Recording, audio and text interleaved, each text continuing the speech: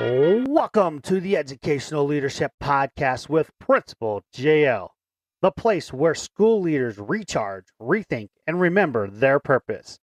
If you're a superintendent, assistant superintendent, a principal, assistant principal, dean of students, teacher leader, or a future administrator, you're in the right place. Here we mix practical strategies with real conversations, a little wit, and a whole lot of purpose. Because leadership isn't about the title on your badge, it's the influence you carry every single day with your teachers, staff, students, and families. Our mission is simple: to inform, inspire, and to help you lead with purpose.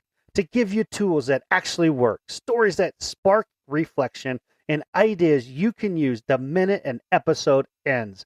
So grab that caffeinated drink, a notebook, and your growth mindset, and get ready to level up your leadership one episode at a time. Because around here, we don't aim for perfect. We aim to be 1% better every single day. Now let's get to the episode.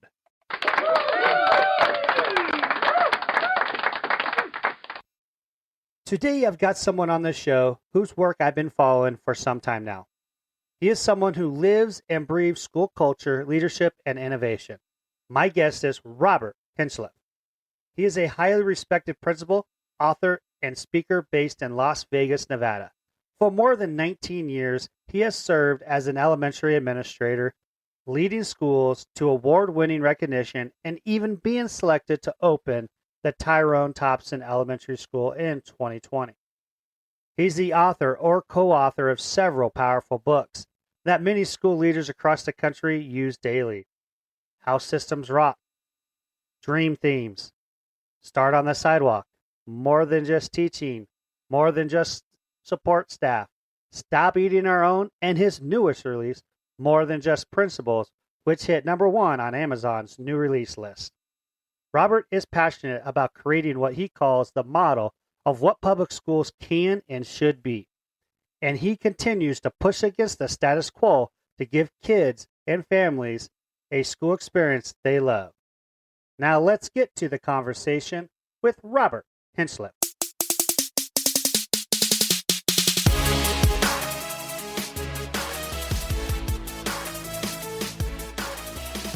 Welcome back to another exciting episode of the Educational Leadership Podcast. Today I am so excited to have my friend from Las Vegas, Nevada. Go Raiders. I know he's not a Raiders fan, but that's okay. He's a Seahawks fan. I wish him well coming up in the playoffs. But I like to bring on to the show Robert Hinchliffe. Welcome to the show. Thank you. I'm not a Raiders fan. I just like the Seahawks more. Well, you grew up in Washington. I had to throw that disclaimer out there. So there we go. So, Robert, welcome to the show. And I'm going to get started with the same question I ask everybody on the show. What inspired you to become an educator? When I was a sophomore in high school, thanks for having me too, but appreciate it. When I was a sophomore in high school, I got to be a teacher's aide, and I was placed and able to go help in a classroom for students with disabilities. And there was a young man in there named Sean who he had Down syndrome. And so they let me work with him. And I don't remember what it was that we were working on, but he got something right. And I just said, "High five, Sean." And he gave me a high five. And the moment that he gave me a high five, I pretty much knew what I wanted to do. And it's just ever since then. And then I had a great principal, Mr. Butler, in high school. He was the coolest guy ever. And so I kind of wanted to be, I knew I wanted to be in education. And I just kind of always was a leader in sports and everything. And I prefer to kind of lead. So principal and education just kind of came naturally. Awesome. So as a teacher, when you get into education, what did you teach? So I graduated from the University of Idaho in 1999 and moved to Vegas to teach fourth grade. I taught for fourth grade for 6 years. But again, I always knew I wanted to be an admin. So in year 4, teaching was great. I loved it, but it just was like more and more and more. And I got selected into this special cohort for UNLV. And after year 4, and then year 5 and year 6, I went and got my master's in admin. And then year 7 in education, I was an AP. So when I was 28 years old, here I was an AP. Thought I knew it all. Turns out I didn't know much. but but that's kind of how it went. I taught fourth grade, which I loved.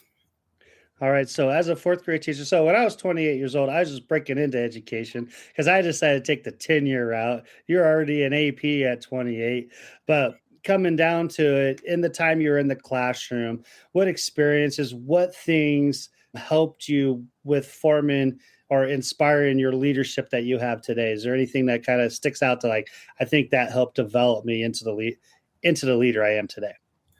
Well, I think you just, as a teacher, well, your first year, obviously, you're just swimming. You're just trying to stay afloat, figure it out, conquer the dip, learning what works.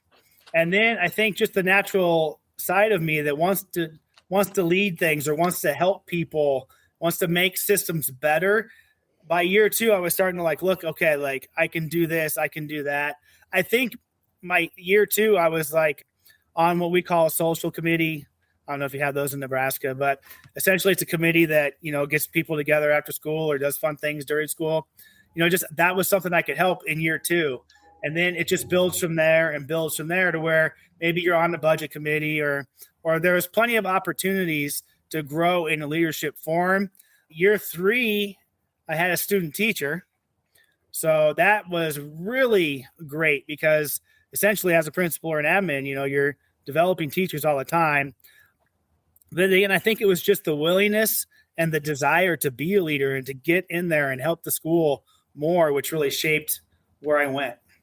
Awesome. Well, you kind of talked about, you kind of just knew you were going to be a principal, a leader at some point. You kind of had to just, do some work in the classroom and have those experiences.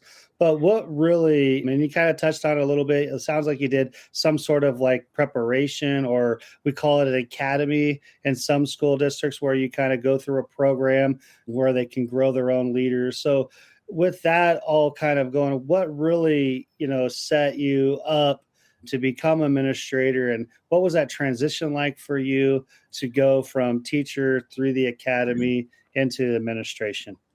Yeah, so I in Vegas, it's probably different than a lot of areas. And back when I started, Vegas was just blowing up. People were moving here all the time, and so they're just building schools and adding admin on. So it was really kind of fortunate for me and just good timing, and that they needed people to naturally grow. And I think that they really tried to see who could lead and move them along. I applied for this special cohort at UNLV where they only took 20. I think there was 20 of us from the district. You had to interview, which I've never had a problem with, and just probably just had a great interview, but got through that. And then you go to UNLV and you're with a cohort of people and you learn all the things, you learn supervision, you learn theory, all this stuff. It's basically like college today where it's a lot of theory, very little practice. And then in Vegas, during my time, there used to be what was called leadership. That was the last semester, and that's much more formal. That's where CCSD, Clark County School District, the leaders there, they are principals. They are teaching you things you need. So I can remember writing an evaluation for a teacher based upon a video, or you had to learn how to fill out an expulsion packet. They were kind of getting you ready for that transition into being an assistant principal. And I remember teaching my 6th year in 4th grade, and I just knew it was my last year. I've been very blessed to just kind of know what I always wanted to do. Things just kind of opened up at the right time. But I was 99% sure it was my last year as a teacher because they were hiring so many APs. And I remember in late July, we used to open up an email once a week and it had appointments on it. And my name was on there, and all of a sudden you're an AP. And the next week I'm going, and here I am helping lead a school. So it was kind of a whirlwind 2 years when you look back on it, but it was a really good system for preparing me in some ways for the job. So you talk about, a lot of preparation work, a lot of learning theory, learning expulsion, all the different probably ways the district works and operates to get you ready for those positions. So was there anything that you wish they would have helped you prepare for a little bit better Or was it like you didn't really know the job until you got into the job? What was your experience like when you kind of got into that assistant principal job? Yeah, I mean, I think being an AP your first year is a lot like teaching your first year. You learn more your first year, your first few years than you did in college. I think looking back on it, they're cramming a lot into 2 years, but special ed changes all the time. There's always something new. And my school that I was at didn't necessarily have this special education program, so I wasn't really well versed in. For us, it's called SLD, or severe learning disabled classroom. Didn't really have much knowledge of that. I think too, one thing I've really had to work on just over time is how I kind of supervise people and building relationships based upon who they are, not who I am, type of thing. Mixing those two together. I think a lot of it, you can practice theory all you want to and say, oh, this teaching method, or follow Harry Wong's book, First 100 Days.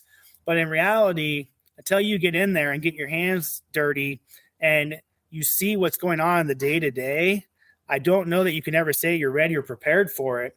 And it's just, just learning on the job, really.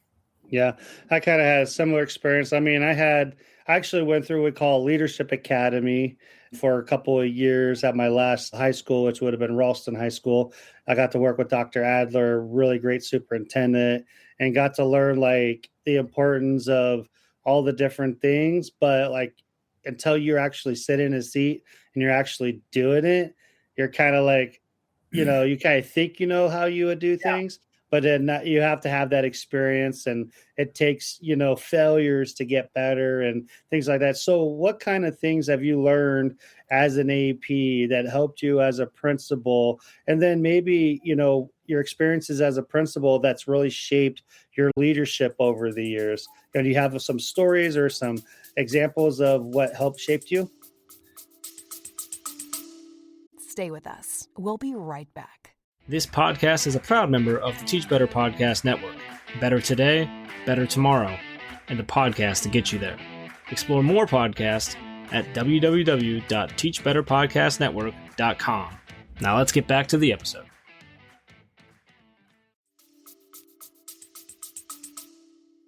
Yeah, well, as an AP, I was AP in 3 different schools over 7 years.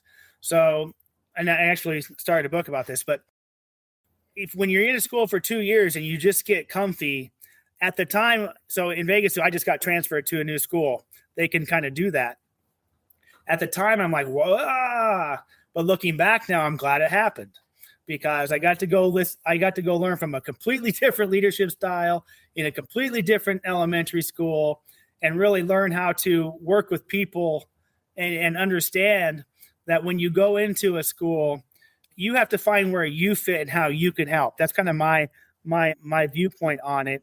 And just learning how can I use my skill and ability to make the school better? I think, unfortunately, well, I'll just keep with that path. Learning that in the 3 elementary schools I was an AP at with 3 very different leaders helped shape me. I believe as an AP or a future leader, the best thing you can do is watch people that you value and develop your own style based upon the strengths that they have. My mentor was Lisa Primus, and Lisa was a bulldog for kids. And then that's who she was. And we're going to do what's right for kids. And it didn't matter. It didn't matter. I was very close with her. Didn't matter. If I did it wrong, you're going to hear about it. That shaped me a little bit because there was times where I was like, like you can massage it out a little bit here. Or there's people that just don't need a kick in the rear. They just need to be like, hey, you can't do this. So I think just the things that I learned as an AP was how to manage people well. And probably a better statement is how to serve people better. You also learn the bad sides of the job. You learn that sometimes parents are going to yell at you or, kids are going to do stupid things. They're kids. They're supposed to. You learn how to discipline employees if need be. The dirty parts of the job, the behind the scenes. A lot of people, when I yank them out of the classroom to make a strategist or they like Shauna, who's at Tyrone Thompson, she came from the classroom to be the AP. A lot of leaders don't understand all of the behind the scenes that are going on and all the day to day. And they get up here and it takes about 3 seconds before their eyes are opened and everything that they never knew was happening is happening. So I think just being an AP and having those 3 different situations opened my eyes to a whole bunch of scenarios, so that by the time I was selected to be a principal, I pretty much knew what I was getting into. And I was really confident that I could do the job. I never once thought when I was appointed, I can't do this. I always knew I could just find a way. But I think that's from me learning from so many people along the way. That's awesome. I know for myself, I knew eventually, not really eventually, it was really my wife's grandpa that kind of said, you need to do this because of certain qualities I didn't see in myself at the time. But from that, I started watching the principals and the leadership that I was under. And so I started going, that's a good idea. Maybe that's something I can steal, or not such a good idea. Maybe I won't do that. So just learning from other people and having those experiences is really, can shape you, and learning, what to do and maybe what not to do at times. And so to keep you from making those same mistakes. So I appreciate you pointing that out. I think another thing, behind the scenes stuff that people don't understand you're doing, because even like today, I have to tell people, I will tell my staff, like, I hear you, I see you, just know I am doing stuff. You may not be seeing me do it, but I will handle these situations. I will make sure the situation that you brought to me is taken care of. So don't think for 1 second because I don't get back to you, or, just know I heard you. I will handle the situation. Just, I'm not going to tell you what I'm doing because A, it's none of your business, but B, there's things I got to keep to myself so I can handle things and work through some issues. So the behind the scenes thing you talked about was, people just don't know that. They sit in their classrooms and they don't know all the things that you're doing to keep the building running, the building safe. And, I think I gave you that text last night about looking both ways and getting hit by airplanes. Yeah. That happened to me today. A few airplanes hit me when I was looking for cars. It didn't help. The other day I did a TikTok, or, sometime, every now and then I'll do one, like, want to be admin ? And I did one, like, you want to be an admin. Okay. Well, you have your list and by 7:30, you don't get to accomplish anything on your list. Or, your job as an admin is to make people uncomfortable so they can grow. People don't like to be uncomfortable so they can grow. And then, like, on a certain day, this group of people might not like you and this group of people might love you, and it might flip the next day. And, at our school, we're getting ready for budget season, which I love. I love trying to figure out next year. It's one of my favorite parts of the job. But, behind the scenes, I'm thinking, okay, if I have to move people, they have to be able to work with these people and cohabitate in this hallway and do these things, because if you don't look at it that way, you're going to have more problems. So there's all this, like, I don't want to say misdirection because that sounds negative, but, as a person who really tries to keep the people happy, even though that's the quickest way to fail, is try to make them happy. Like, you're trying to just make as much kumbaya as you can. And to do that, there's a whole bunch of stuff back here happening that they have no idea about. And for better or worse, it just has to be that way. Like you were saying, well, I can't tell you about this stuff. And that's hard for people to hear, because we as educators, especially elementary people, we want to know what's going on. I can't tell you. There's just so much. And I think that's part of the reason why I love the job. Yeah, I have my list every day, but I never know which way it's going to go. And that brings novelty every day. And it's fun. It's fun for, I use this analogy and you can edit it out if you want to, but some days you're kind of given a turd and you got to polish it and make it smell good. Yeah. And you got to convince other people it smells good. Otherwise, you kind of got problems, It's just the job. And I love that part about it. I love just trying to make kumbaya out of this thing that's been given to me. Stay with us. We'll be right back. Hey there, amazing educational leaders. If you're finding value in this podcast, learning new insights, getting inspired, or just nodding along thinking, yep, I needed that, then why keep it to yourself? Share this podcast with a colleague, a fellow school leader, or a teacher that is inspiring into leadership. Send them a link, post about it, or just casually drop, hey, you need this in your life the next time you see them. Let's grow this community of game-changing educators together, because great leadership isn't a solo act, it's a movement. Now, back to the show. Yeah, no, I mean, you make a great point on that. I mean, in a way, there's things you can't let out, but at the same time, they don't see the processes behind you. They don't see, the decision-making process. Now, as a principal, I try to collaborate as much as possible, but there's just certain things that I got to make a decision on, and you're going to have to trust that I went through a process to get to that point. And the nice thing is I can explain to you why I'm doing what I'm doing, but you may not like it, but I'm not going to tell you every little detail, because a lot of it is something that you just need to worry about teaching the kids and doing those things. I'll worry about this other stuff so you can do your job. And I think that's what people don't realize. And I do have some staff that understand that, have some that's hard for, it's just the way that goes. Yeah. I was telling the staff too. I mean, I'm pretty transparent, for better or worse. Sometimes I'm way too honest, but, unfortunately in education, and I do this too with the district, is when a decision's made, so often everybody, when they hear it, they think, how does this affect me? They don't think, how is this better for the school?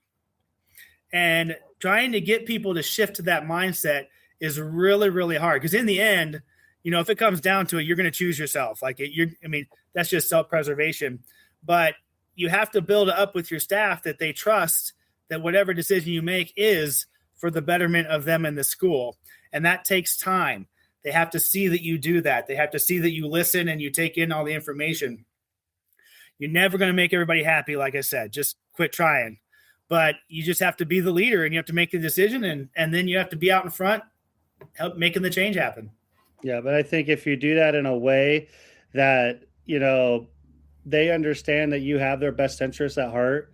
And the one thing that I keep going back to in this role as a principal is my job is to make sure I support my teachers and make you grow or help you grow. And sometimes it's uncomfortable for you to grow. And even like today, I'm having a conversation with a teacher about something that they're uncomfortable doing, but I'm like, you have to do that because that's how you get better at being a leader in your classroom in this certain setting. And so they want me to come in and fix it. I'm like, no, you need to do X, Y, Z. I will support you. Let me help guide you, because once they learn to do that, then they have the capacity to do it the next time. And so just having that kind of conversation with staff members that, you're trying to help, but you're also trying to teach them and build their capacity, because if you build their capacity and support them and show them you got their back, then they're going to take care of the kids. And ultimately, that's what you're trying to do, is take care of the kids, but you can't take care of the kids if you don't take care of the teachers and adults in your building as well. Yeah, I look at it as, when you're a teacher, you're trying to get your room to just run itself. Yeah, you have to facilitate, you have to do your direct instruction, but in the end, if you're not there, and I say, hey, how does this go? The kids can run themselves. I think our job as leaders, in a way, is to try to get the school to run itself as well. I think John Hattie, his ROI on principals, I think, is 0.38, which basically means that a principal can make a school worse, and they can be gone, and basically the school will still run itself. I think in a weird sort of way, our job is to kind of build capacity so much that we're obsolete, and we can just go help people wherever, because then you have people that just do everything the way that they kind of should. And you can just support rather than put out the fires or that. It's really hard to get to. We both run big schools. You're never going to have kind of just everything just smooth all the time. But the more that you can build capacity and the more kind of just systems and structures you can put in place, the more free you get in a way. Yeah, I know. Like the last 3.5 years, that's what I've been building is streamlining the systems. This is broken. We kind of like work Yeah. together to get those things fixed. And now we're in a place to where these things are going really, really well. Let's take the next step. And so now we're trying to elevate instructional strategies and academic rigor and those things.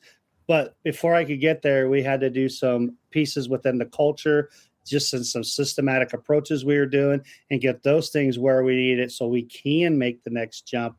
And I think that's important to do. I'm big on building your culture before worrying about test scores. Like, Yeah, the test scores will come once the culture is set, but you can't get the test scores you want until that culture is where you need to be, because you got to get people going in the right direction before that could happen. I'm a big believer in that, and I actually told the external review team that last week. I was like, you guys can break down and, show me all this data, but this is how I look at it, and this is why. And they're like, oh, we never thought of it that way. Yeah. I mean, you don't, because you're worried about coming from the state going, oh, I'm like going, that will get taken care of when this is done first. Yeah. One of my co-authors, Dr. Brad Johnson, very, very popular in education, all about relationships. And I think, unfortunately, I mean, I'm blessed to have met him. I'm blessed to be the same kind of leader. But when you're worried too much about test scores rather than morale, you're basically just going to spin your wheels. And education, sadly, has gotten away from that. When I opened Thompson in 2020, during the pandemic, I didn't care. All I needed was people on campus doing the best they could online, building relationships. We weren't going to really worry about any of that stuff. We're going to get to know the kids and the families, and we're going to kind of figure everybody out. If you sit there and you just hammer test score, you're forgetting the human side of it. And teachers, I mean, teachers' education's weird in general, but teachers need to know they're valued. You're going to get more out of them if you know their likes, their dislikes, their dog's name, what sports team they like. They want to know that you care about them as a human. It's like Richard Branson. I was talking about this. Richard Branson, if you take care of your employees, they'll take care of the clients. So, that's just one of my things. Like the second year that our school was open and people could come back on campus after the pandemic, the first thing I did was put massage chairs in the lounge. Just try to make it a lounge, like a place where people could just get away and relax. And I think that kind of said it like, hey, he just cares about us and wants us to be good. And then, my whole mantra is, what do you need? What do you need? What do you need? We'll find it. We'll figure it out. And if you can get people to have what they need to be the most successful in their way, you're right. The test scores will come after that. Mm-hmm. But unfortunately, educators lose sight of that. Another thing, Dr. Johnson, I'm going to be generalized here, but superintendents and school districts tend to get the next biggest thing, the next best program. Well, I got to, anybody listening, your best next program is teacher morale or morale boosters. Stop with all the programs and start putting stuff into the people that are in the trenches, and you'll get a lot more bang for your buck there. Yeah, invest in the people you got. Like if you're chasing programs, like you're saying, just because it's the biggest shiny new penny or whatever you want to call it, doesn't mean it works either at the same time. Like there's a lot of things that have come out in education that people would chase the next big thing. But like you said, use the talents you have. How do you leverage the people in your building first? Yeah. Because guess what? They're the ones that are going to make that system work. If without them, it's not going to happen. I've never understood that. And I think that's just my perspective, maybe from playing sports. And let me give you an analogy. We talk football a lot. What if I was the coach of the Chiefs? Let's just go with the Chiefs. And I said, Patrick, you are allowed to do a 3-step drop, and that's it. 1, 2, 3, throw the ball. That is the program. That is what we're doing. That is all we're doing. Or let's say, Patrick, you're going to play wide receiver. You're not maximizing the talents, right? Mm-hmm. He's not made to be a receiver. So let's take that into education. When you tell a teacher you do the program and only the program and don't you bring any personality into it, that's not okay. You're taking all the fun and joy out of it. And what if they have this amazing ability to take an article about Taylor Swift and Travis Kelce and get kids to read and enjoy reading using that. Why do we care? Again, I don't understand that philosophy because you're not using people to their talents and ability to maximize your output. It drives me crazy. I get passionate. My hands get going. I love it. It drives me nuts. Like, yeah. Okay, sorry. Yeah, it sounds like you can go on forever on this one, buddy. Yeah, and I kind of look at it this way. I'm a former math teacher, and I talk to kids about there's more than one way to solve these type of problems. Right. You got to find the way that works best for you, so you can get to the answer. Like you can get to this answer multiple ways, but you got to be sound in your process. You got to be sound in your skills and the things you need to do. Because the person over here may solve it different than you, and you may come at the right answer. So there's a lot of different pathways to get to the same result. And it's up to you on how to do that. It all takes your ability to think through it. How am I going to get there? I'm using sound strategies to get there. Same thing in teaching. Yeah. I tell teachers, the goal is to do the best we can on these state assessments. There's multiple ways you can guide the kids to get to those results, but it's up to you to figure out what strategies you're going to use to help them get there. And so I think that's another thing I would like to add in on there is like, if there's multiple ways for a student to solve a math problem, there's multiple ways for teachers to help those kids learn. And that's where the differentiation comes in. Yeah. That's where, we understand that everybody's going to think and do things differently. But I also want to give my teachers that flexibility and know, hey, I want you to be who you are. I want you to be the best teacher you can be, but understand, learn from your failures. Don't be afraid to try something different. If it fails, learn from it, move on. I don't care as long as you're trying and doing your best. That's all I care about. When you're not trying and doing your best, and I can give you that freedom, because in the past, I have known staff that haven't had that freedom, and they were so scared to make a mistake. And that's one thing I was able to do with this building is to release that and go I don't care if you fail. I'm trusting your professional judgment. Right. The goal is to get these kids to learn, and I don't give a crap how you do it. Just do it. Yeah. When I hired people to open the new school, I made the assumption, even after years of admin, I made the assumption they came with a certain amount of talents and skills and abilities and knowledge. And what I found was they don't. Then as a leader, I have to figure out, how am I going to differentiate for the people in the building? One thing that higher up educators, again, generalizing greatly, is they want teachers to differentiate, but then they're not willing to differentiate on their side, right? So we need to be able to do that as well. And there's a teacher on campus. She came from her last school, and she was a nervous wreck. I mean, if she had a kid outside the hallway that wasn't in a line, and I walked by, she was just and I finally, I'm like, listen, I don't care. You're watching them. The only person that's going to get you in trouble is me. Quit worrying about it.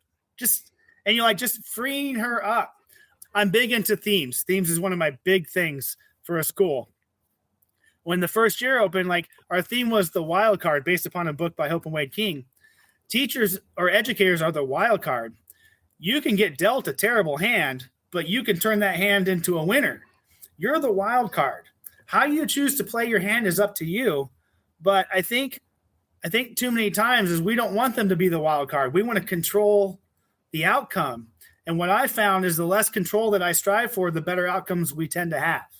Yeah. If someone messes up, great, we'll work together, we'll figure it out. But when you just let people kind of be free and know they're going to do a great job and they're going to teach the standards that they're supposed to, everything will come together. But it's so hard for people to let go of control. Mm-hmm. And for some reason, I had a friend once that told me, outside of school, I do not try anything. I'm not going on a ride. I'm not doing anything.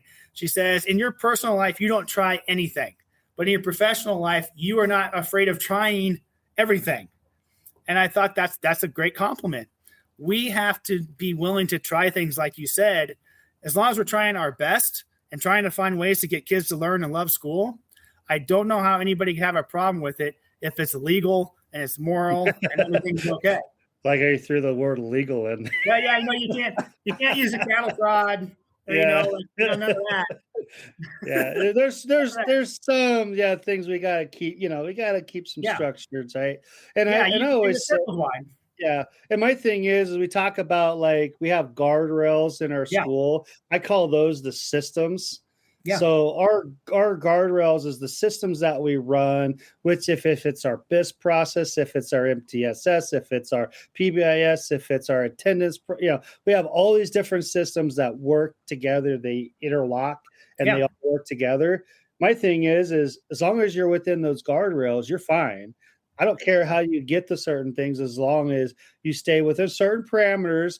And I think that's kind of what you're talking about. There are certain things we can and can't do, but as long as we stay in those parameters, we're good. And like you said, and I have noticed, once I freed up my teachers, and like I said, it took a while for that to happen, but then they realized they weren't going to it wasn't going to happen the way it used to. So that's where once they realized that, that's where the shift started coming. And that's been really like, I've had several teachers said, you know what, it's been a while since someone trusted us to do our job. I'm like, well, I'm not your babysitter. Like, you're an adult. Like, you should be able to do this. I go, if I have to manage you as an adult, that's a problem. Yeah. And you can't do that. And I will tell you that's a problem. And one of my statements, and I attribute this to myself. I don't try to give myself any credit too much, except for on this one, but I came up with this quote and I use it. You will never find anyone giving you advice online about how to micromanage your people better. You won't.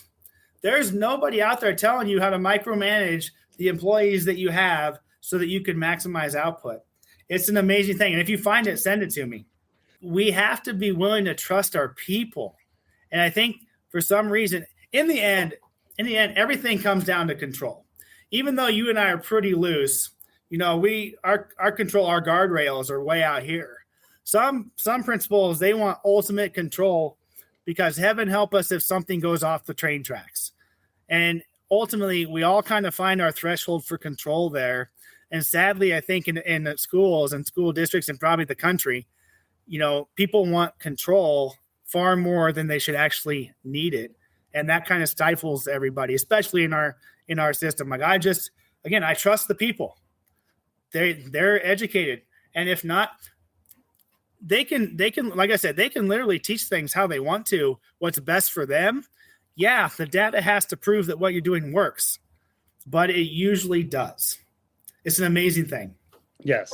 I love that. I know a couple of things I'm proud of. I was talking about the external review earlier, but with some of our perceptual data, the number one thing people know about our school is, and this is community, this is students, this is teachers, this is everybody. Number one thing is people know attendance at school is important because we work really, really hard on that, like getting kids into school, because I was told when I first got here, it feels like a prison. And they feel that's no longer the case. No. Number two, they say we feel safe. We feel like the things that you're doing, we understand how to respond in different situations because we feel like this is a safe place. And then the feel seen, valued, and heard was also another one that kind of popped up. So like some of the things that in the last 3.5 years we're working towards it popped up on the perceptional survey data results. And I was like, oh, that's awesome.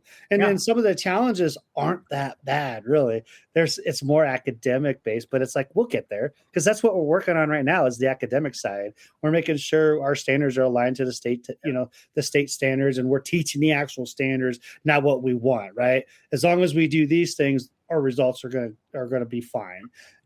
I won't get too deep into that, but that won't happen until you set what that school building looks like, feels like, and people want to be there. And that's another thing. People want to be at work. People want to be at school. And we have systems in place to encourage it.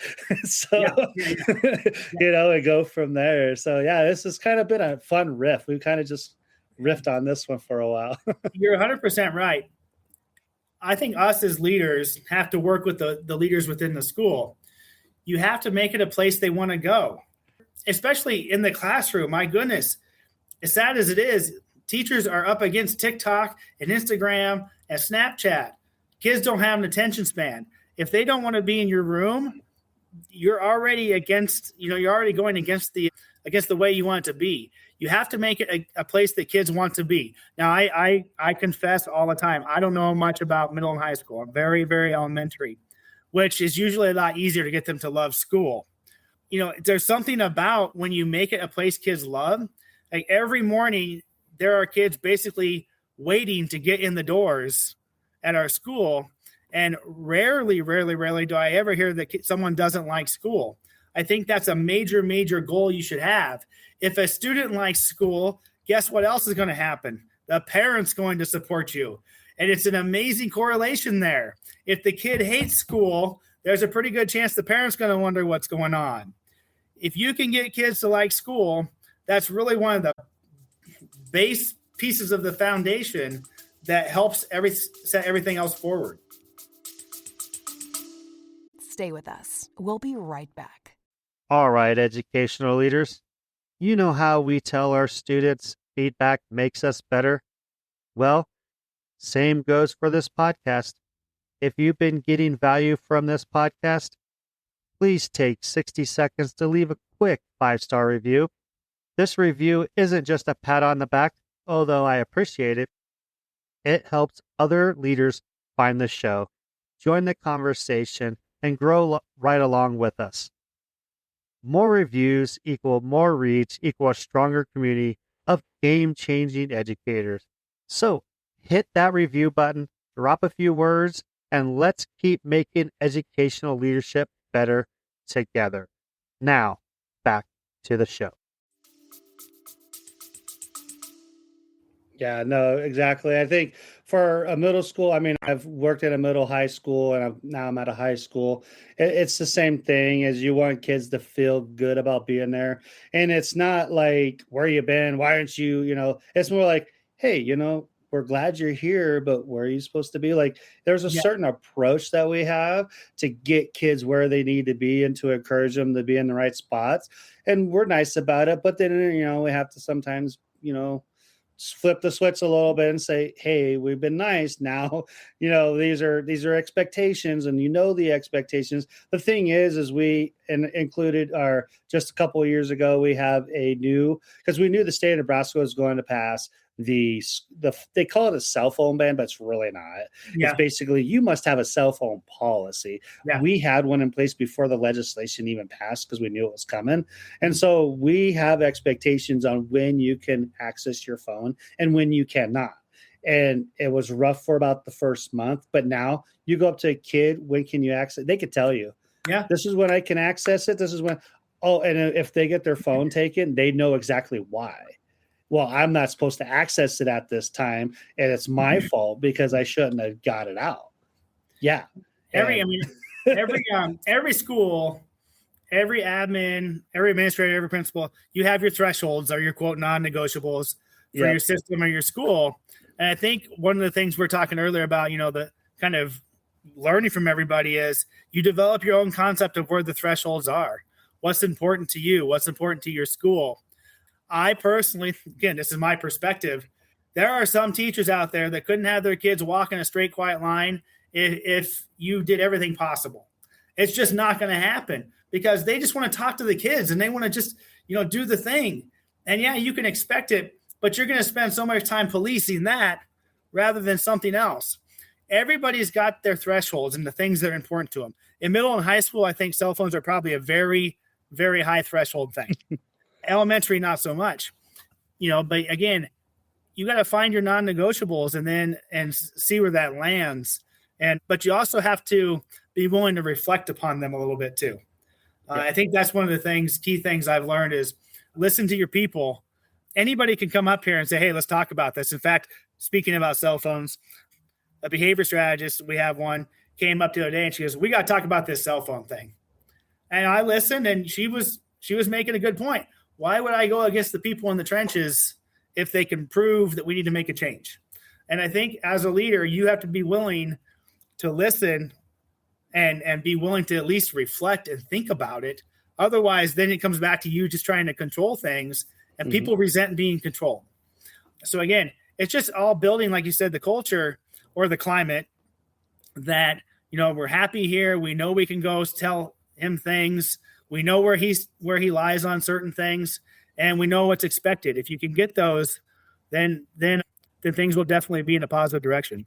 Yeah, it's called winning, right? It'll be winning if you got those things in place, And I think people, like you said, want to control things just too much. And I think, the more you try to control, the more people are going to start resenting you because they feel like you're not trusting them. Yeah. And I basically am this way. I trust you until you mess up. You're me. I trust it. Once you mess up and I have to do more paperwork, that's where we're going to have some issues. We talked earlier. Yeah, I trust you till I can't. And for me, I give second, third, fourth, fifth chances because that's the whole growth mindset thing, right? Mm-hmm. We're human. If you knew some of the things I did in my last 48 years, you think about it, right? You have to trust people. I want to kind of get into some of the books. Like you've been a part of a lot of books and, you've written books, you've co-authored books and, we'll just name a few, right? Like House System Rock, Dream Themes, Start on the Sidewalk, and More Than Just Teaching. So just talk about that. We'll talk about your new one here in a little bit. Okay, no problem. Spoil it. But, with those type of books and the things you've done, like what inspired you to kind of get into writing and seeing these things and, trying to help education in a whole with these books? I've always enjoyed writing. And again, kind of the natural leadership part. I actually wrote a murder mystery many years ago. And just because I like to write, and I read a lot of Stephen King. I don't that might not be good, and I thought, well, I can write one of those. So it was a challenge. And so I wrote one. And then I started, kind of being in the principalship and starting to get a little bit more experience in it. You start to think, how can I change this for the better? I think a leader, you're always trying to make an impact and change. I was sitting with my wife one day at Water Park here, and I said, I'm going to write a book. I'm going to try to make some changes. And about a week later, I had my first educational book. It's all about perspective. And I just wrote my perspectives from an elementary principal point of view and how I try to do things. And I had so much fun in that. Then the pandemic hit and I was appointed to the new school. So it just kind of sat on a computer. In year 3 of Thompson, again, I'm very big on themes, dream themes. I had Dr. Brad Johnson come out to open the school year and talk about relationships because year 3, all I cared about was people building relationships with the kids and the community. Test scores will come. And so Brad came out and I just, for some reason, took a chance. And I said, hey, I wrote a book. Any chance you can help me figure out where to go with it? And he's the nicest guy. And he's just like, oh, yeah, sure, I'll help you. When you get it all set, let me know. Great. Thank you very much. So then a couple months later, he messaged me and he goes, do you want to co-author a book with me? I said, hell yeah, I do. And so he was nice enough to let me co-author Building Dynamic Teamwork in Schools. And then I kind of just had the bug because you can make such an impact with books, especially Stephen King says, write what you know.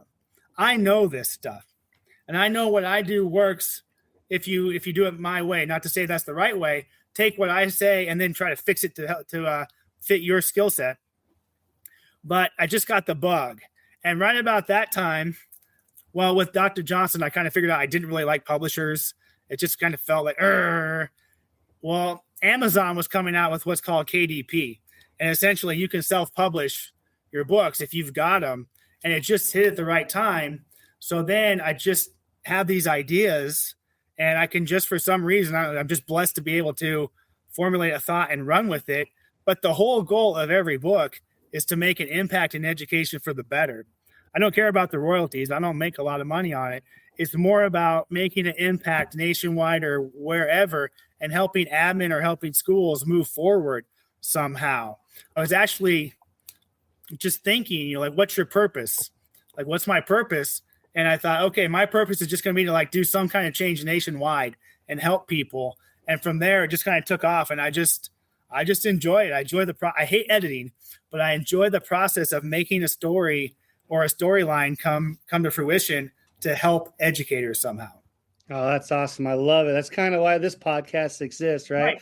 I'm Right. not a writer, but I could talk, and then my wife tells me Yeah. how much I like to talk, and so here I am. I'm just talking, right? I talk to a lot of people and learn from other people, which is a lot of fun as well. And I've thought about writing a book, but I don't know. I'm just like do the Yeah, I podcast, think and that's where I'm at.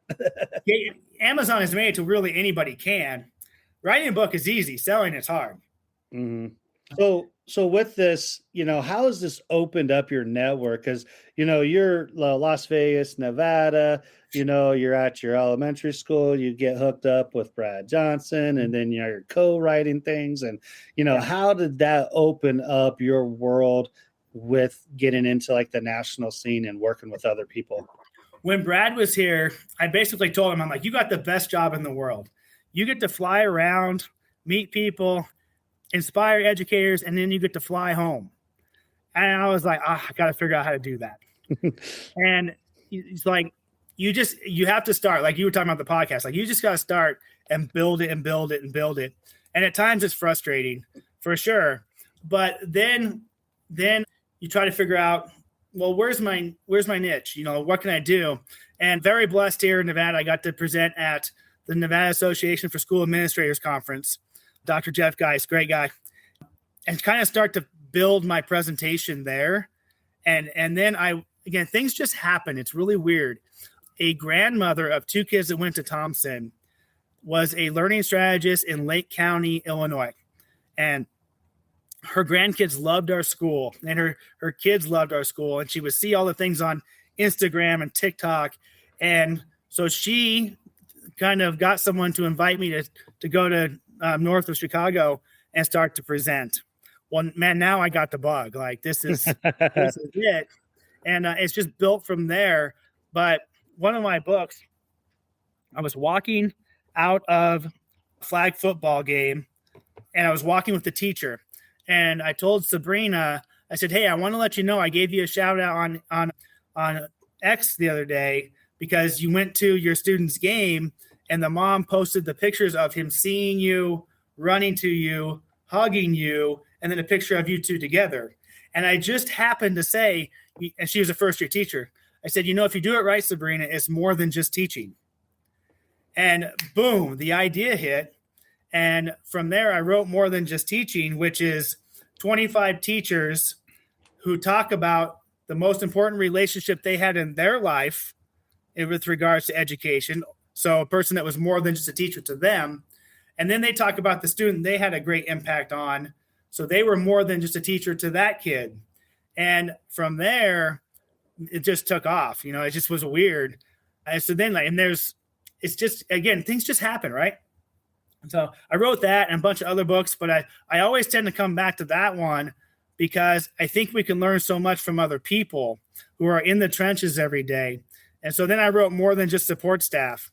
And that's 10 support staff members from the Clark County area who go above and beyond. They are more than just an aide. They are an aide, a PTO mom, they cover the buses, they do lunch duty. They are more than just that thing. And when you think about it, there are so many support people out there that are more than you possibly know. There right now, like I always come back to this example. At a hospital, there is someone who's cleaning the emergency room so that they can be ready for the next emergency. There's a janitor who is doing all these things at the hospital. There's paralegals. Everybody has a support structure, and we have to kind of pay homage to the people behind the scenes again. So then that led to More Than Just Principals, which my latest one right there, which is 15 principals from across the country and how they do more to help their community. And basically, I'm trying to get people to understand that you don't have to do more. You just have to be more present, do things because it matters to the people. And if you can learn from the people that have had success and kind of build, like we talked about, you learn from the people and you watch the people who've had the biggest influence in your life, then again, we can make an impact and kind of move the profession forward. That's a long story, but that's kind of how I got where I'm at. Yeah, no, I think that's great. And, you kind of stole some thunder in my next question, Oh, but, sorry. talking about more than just principles Yeah. here, just so people know that released December of 2025. So just about a month ago from the Yeah. time we're sitting here, and it quickly hit #1 on Amazon, so with that, what was that like? That must've been exciting. Was It that is. kind of one No, of those things where you weren't expecting it? Yeah, I mean, now I gotta be honest. Like I said, sometimes I'm too honest, but to be #1 on Amazon does not equal #1 on the New York Times bestseller list. Yeah, it's new releases are basically anything that came out in a month. If you sell like 4 or 5 in a day, you can hit #1 pretty easily. So it's not like I'm making, I'm selling like millions or anything. But, again, the ultimate goal is for me when I'm writing, if I just sell just one, and I can make an impact just a little bit here, right? So to see it hit #1, that was cool. I did that before with Dream Themes and How System Rocks. It's cool because you're making an impact, which is the goal. So it's a validation. Like I said, it comes back to what I feel like my purpose kind of is, which is to help people outside of Las Vegas. I'll help people in Vegas too, but to make an impact nationwide or worldwide somehow, there's just that's just kind of what it's all about, helping educators get better. So it's cool, no doubt about it. If it could ever get to the New York Times bestseller list, you'll never see me again. I will be in 100 acres in the woods somewhere. But just to know that it's making an impact is great. And my next plan, sometime in my goal, I might be stealing your thunder. I don't know what your next question is, but Nah, you're good. Now I'm working on more than just assistant principals. And that one's going to be fun because all future leaders and other assistant principals can learn from the people in that book how they got to be as awesome as they are. And that's a very, very powerful to see and learn from someone that you don't even know that's in Kentucky and see that they do these things as well, or this is the path they took. And I'm really excited about that one because that was me, or that was you back in the day, right? You're building up this credibility because you want to be an AP. And then, boom, you're an AP. Now what? So, again, I'm excited about that one. More than just APs is next in this whole series. Full disclosure, I was never an AP. Oh, well, I mean. I skipped it. But this is what I'll say. I was a 7-12 principal at a small rural school. So I did AP stuff. Yeah. It wasn't like I was never an AP and I never dealt with discipline. I dealt with discipline, but I dealt with everything a head principal does as well as an assistant principal does in one setting in a 7-12 building. Right. And I think I still have experiences that APs in a bigger district would have, but I didn't have that title. One could say that you're technically more than just a principal, because people think of principals and you probably think of like the mean guy that has to just discipline. That's not how it is. You're out there, you're doing rah stuff, or you're out in front of the school in the morning. For me, I'm Buddy the Elf and I'm the Grinch and I'm this and I'm that. They think of you just, sadly, I was at a podcast like a month ago, and Hollywood kind of depicts us as those people that are just, like Joe Clark and Lean on Me, like just firm. But in reality, we're like the Joe Clark at the end. We care about people and we want to go above and beyond. So I would say that you are more than just a principal in those situations, because you have to take on more and be more efficient, be more present, and do more than you just would do hypothetically. It's so easy, I think, unfortunately, out there. A lot of principals, sadly, just sit in their office and wait for discipline to come their way, or a parent. And that's not what it should be. You should be more than that. So that's just what I believe. And so coming out with, the more than just principal book, and, what are some common themes you want people to take away with that? You kind of maybe touched on a little bit, but what are some big takeaways you would like educational leaders, principals to take away from that book? There's really two that I think you can take away pretty easily. One is, no matter where you are, you can be successful. So there's Carrie Cornwell's in here. She's from small town Kentucky. She's in there, and they're at Blue Ribbon School doing amazing things. And then you have people in Vegas like me. I'm in a great big school. So you have the contrast. One principal, Jeremy Brooks, he was at charter schools. You got high schools, elementary schools. Rachel Adoho-Aket is in there. She's in Maryland She's also the leader of Maryland Association of Principals, doing more that way. So again, no matter where you're at, you can do more and make a bigger impact. That's one thing.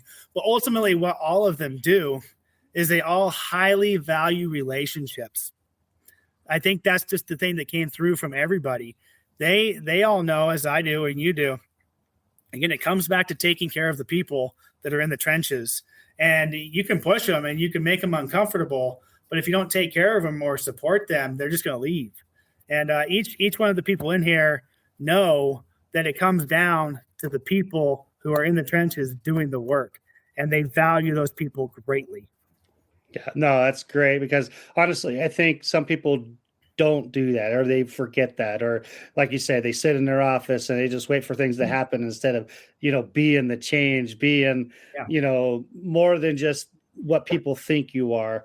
I think that's really great. And in Las Vegas is a little different probably for you, but in Las Vegas, I've made a career out of taking teachers from other schools that principals didn't take care of, because we can transfer once a year. So they see us online, or they see thing, or word of mouth gets around. If they're not happy at their school, I mean, I have tons of people that apply to come here just based upon the reputation of taking care of the people and making it a fun place they want to work. So yeah, I've made a career out of people not being more than for their staff. So you say Vegas has its own built-in transfer portal? They do. Yeah. It's not NIL. We don't pay them. We don't pay them. But yeah, Vegas's transfer system's a little different. Yeah. Sure. But the NIL would be the getting taken care of part. Well, you could go that route. Yeah, you could go that route. It's more of a team game, you have, like I said, the massage chairs there. We have all kinds of days and fun and stuff. But yeah, in a way, I guess you could relate those two. There you go. Just throwing in some sports references as we go. So yeah, Robert, there's a lot of principals or people that are aspiring to be principals, that listen to the show. So what advice would you give somebody that's thinking about, stepping into a principalship? That could be an AP role, principal role, any type of role in educational leadership. What would you tell them? I would say to go and ask for experiences, or go talk to your principal and say, how can I help? Or try to learn as much from someone that you respect. If you don't like your principal, then learn what they do that you don't like and make sure you don't do that. There's plenty of non-examples out there as much as there's examples. I think like you make the point, like, podcasts are free PD. And that's one of your taglines. There's so much great PD out there between you or Josh Tovar or whoever. Learn what's going on and learn from your situation. Watch online. I watch TikToks all the time, and these schools pop up. I'm like, oh, that's a great idea. You learn from people. We're very blessed to live when we do, because you can learn from people so easily. And I think that's one of the things that you have to just kind of ask yourself, okay, would I do that? How would I do that? Could I control that? Should I control that? Do we allow it? You just start to ask yourselves a lot of the questions and develop your leadership style. And then watch what's happening around you. Learn from people. And again, from that, get some experiences, as many experiences as you can, because you're going to need them.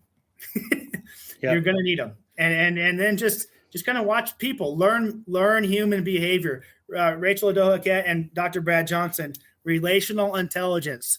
Learn how to understand people. I have a presentation called Managing Personalities. In reality, a servant leader manages personalities, I think, because in our building, we have, if you go with Enneagrams, you have 9 different Enneagrams, and you have, Enneagram 8s that just want it straightforward, and this is the way it is. And you got Enneagram 2s who may shed tears if you tell them something bad. You have to learn how to manage personalities to get the most out of people. And so I would watch human behavior and kind of think, well, if I tell that person the honest truth, how would they react to it? Or go from there. It's not that you can't be honest, but the way that you deliver the news, I think, is very important in our profession. Yeah, I mean, being tactful and understanding the situation, those are really important things to remember, because like you say, like, once you get to know your people, you'll know what buttons to push and what buttons not to push. Yep. And it's going to take some trial and error, But then once you figure that out, you can help them manage through some of those different feelings that pop up when you have to deliver certain news to certain people. Yeah, I was thinking too, which I talk about more than just assistant principals. You have to understand and be okay with not being liked. You have to be okay that when you walk in the teacher's lounge, everybody goes quiet. You have to be okay with getting the side eye. A friend of mine in the book, Jeff Granger, he makes the point that nobody gets talked about in a negative way more than the principal. And if you think about it, if you add it all up, at some point in time during the day, someone probably has some kind of issue. You have to be okay with being the bad guy. Kirby Smart, head coach of Georgia football. You have to be okay with making decisions, having people hate you, and not being able to justify your side. Things like that. Watch leaders out there. Watch people like Kirby Smart and learn from them. Doesn't mean you have to have that style at all, but watch what they go through and how they handle conflict. Yeah, no, I think that's a great point there. And, I think the watching other people, and you can learn what to do and what not to do in that situation. So great advice. I appreciate that, Robert. So, a lot of times, you kind of maybe touched on this a little bit, but we see a lot of negative things about our profession out there. I want to know, what gets you excited about the future of education? What gives you hope? I think, you make a point sorry, I got to do this. Go ahead. There is so much negative out there. And so I wrote a book with Shauna Quenneville, who's the assistant principal. It drives us crazy. There's so much negative out there about the greatest profession that we all chose to do. There's nothing better than watching a kindergartner run to you all excited saying 6'7", 6'7", and they have no idea what it means. I mean, kids are awesome. Awesome. We got to stop eating our own. We got to stop posting all this negative stuff about our profession. When I get excited, I only got 4 years left. I get excited personally when I start to hear stories. So when I go present and inspire people and talk about more than just educators, there's a part in my presentation where they fill out a QR code and go to Facebook, and they give a shout out to the person that was more than just an educator to them and tag them on it, or they text them. I think what gets me excited is seeing people value those that got them to where they're at, and knowing that ripple effect is going to keep going. My ripple effect is actually at my school. There's 2 teachers that were in elementary school when I was their assistant principal. My ripple effect has gone to them, and then they're teaching the future teachers and on down the line. So I think about it. I get very proud. I don't use that word a lot, which is weird, but I get very proud of the fact that teaching and education is generational, and I don't see how it can't continue in some positive way. It's always going to travel. There's always going to be great teachers out there somewhere, or great principals. And I get excited when that actually continues and I can see it happen and people feel valued for what they do. I think that's just an amazing feeling. Awesome. Well, I appreciate that insight, and that gets me some hope, because I think the thing that we got to do, and that's part of why this podcast exists, is, hey, let's talk about the greatest profession. Like Josh Tavor talks about, It's the greatest profession out there, and people don't realize it because all the crap that they see. That's not really necessarily true everywhere you go, right? Stop eating your own, right? Stop eating your own. It says right there, it says, which side are you on? It's fascinating, because I know you follow me on TikTok, and I'll ask a question, again, my tagline, in the end, it's all about perspective. Probably the truest words ever said. But, I will post something, and man, teachers will let me have it sometimes. And I just think, why? Why do you hate your job so much? If you hate it so much, why do you do it? That's exactly where I'm at. Like it's where I'm like going, well, if you don't like it, leave. There's people out there that love the job and will do the job. And the thing is that gets to me too, to where if this job makes you miserable, then don't be in the profession, because all you're doing is making everybody around you miserable, and it's not helping. So maybe there's something better you can go do in that situation. My mentor, Lisa Freeman's, like I said, a bulldog for kids. And she did something I've never done. She would do it more seriously. I did it in a staff meeting, just kind of as an inspirational thing. But she basically would give everybody what's called the 3 R's. You can resign, you can relocate, or you can retire. I've adapted that to, well, you can reinvent yourself.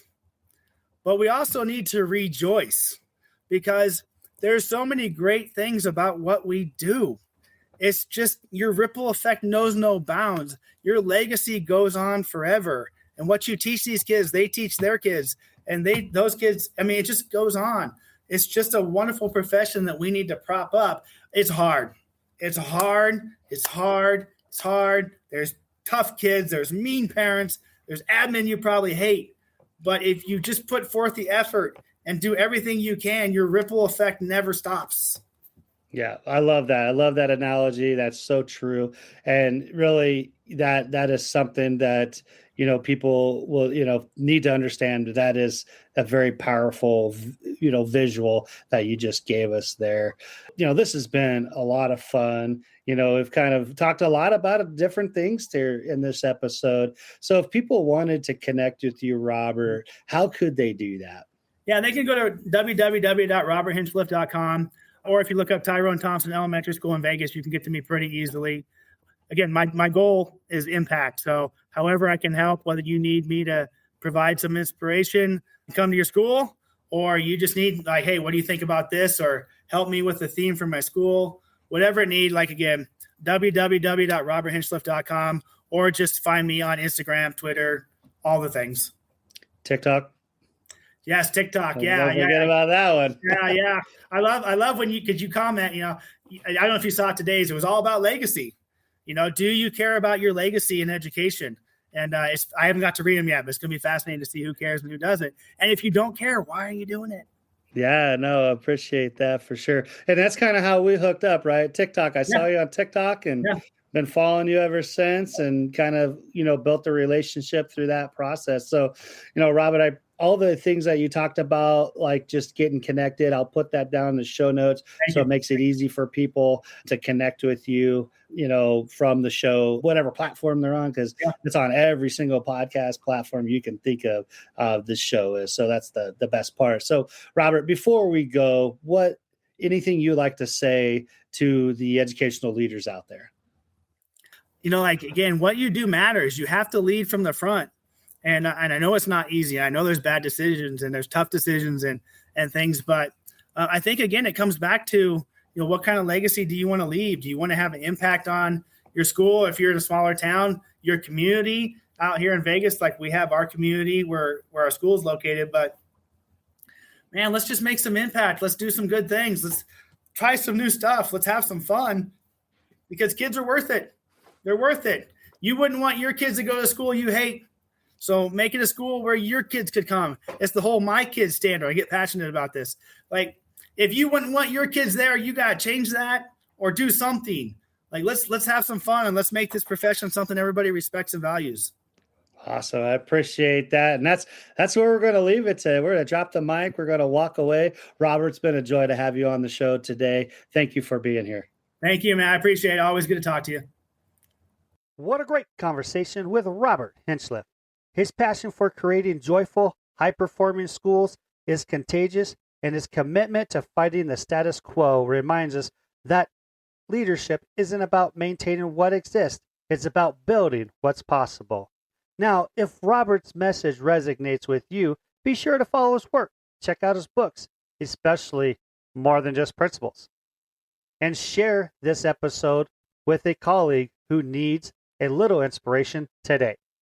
And always remember to be curious and 1% better.